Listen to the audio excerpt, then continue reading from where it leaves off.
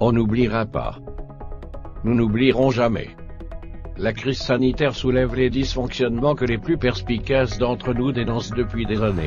Il y a quelques mois encore, nous étions des centaines de milliers mobilisés contre la réforme des retraites, contre la casse de l'hôpital, contre les violences policières, contre l'oligarchie mondialiste et ses nervis, les médias dominants, et aussi pour plus d'égalité, pour le RIC, référendum d'initiative citoyenne, pour la défense des services publics, pour plus de justice sociale et de démocratie. Nous avions raison car nous sommes la voix du bon sens, la voix du peuple. Mais nous n'avons pas été entendus. Nous avons été matraqués, malmenés, éborgnés, amputés, gazés, censurés, poursuivis et condamnés. Tout cela, nous ne l'oublierons pas. On n'oubliera pas.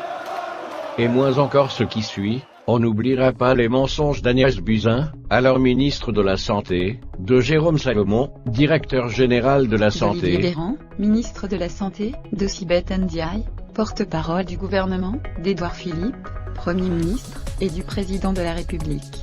On n'oubliera pas notre impréparation à la crise sanitaire. On nous a dit que la France était prête à endiguer l'épidémie, que nous disposions de stocks de matériel de première nécessité. C'était faux.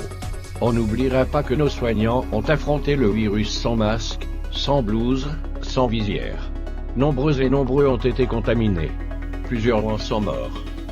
On n'oubliera pas que Sibeth Ndiaye, Jérôme Salomon, Agnès Buzyn, Olivier Véran, Édouard Philippe, les députés de la majorité présidentielle, et les éditorialistes aux ordres du pouvoir, nous ont assuré que les masques ne servaient à rien, que les tests étaient inutiles, parce que nous n'en avions tout simplement pas. On n'oubliera pas que des centaines de milliers de personnes âgées ont été confinées dans leur maison de retraite, assistées par du personnel qui n'a jamais été testé et ne disposait d'aucune protection. C'est criminel. On n'oubliera pas que les autorités de santé, en la personne de Jérôme Salomon, fournissent depuis l'émergence de la pandémie des chiffres tronqués. Pendant 2 semaines, cela a été communiqué le nombre de décès dans les hôpitaux. Puis, enfin, les décès survenus dans les EHPAD. Aujourd'hui encore, les victimes ayant succombé au virus à leur domicile ne sont pas comptabilisées, car elles ne sont pas testées, contrairement à ce qui est fait en Italie.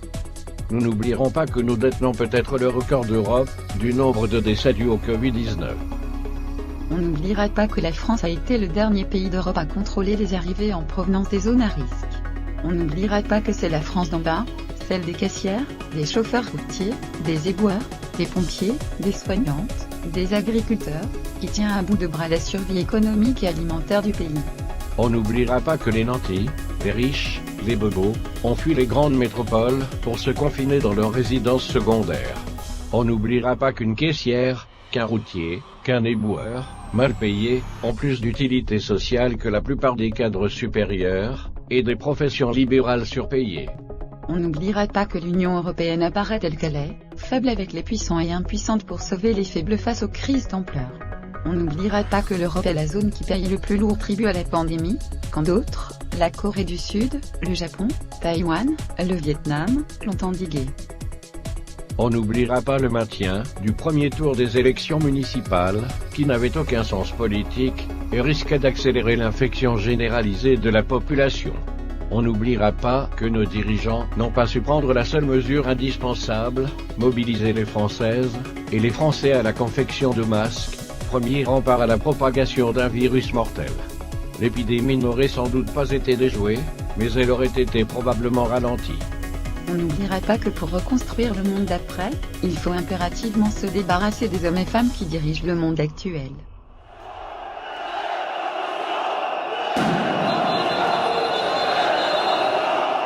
On n'oubliera pas cela, en mémoire de toutes celles, et tous ceux qui sont tombés, abandonnés dans leurs chambres, sans soins et sans famille. On n'oubliera pas cela, en mémoire de nos soignants, nos pompiers, nos ambulanciers, et tous ceux qui, héros ou anonymes, sont sur le front. Nous n'oublierons jamais.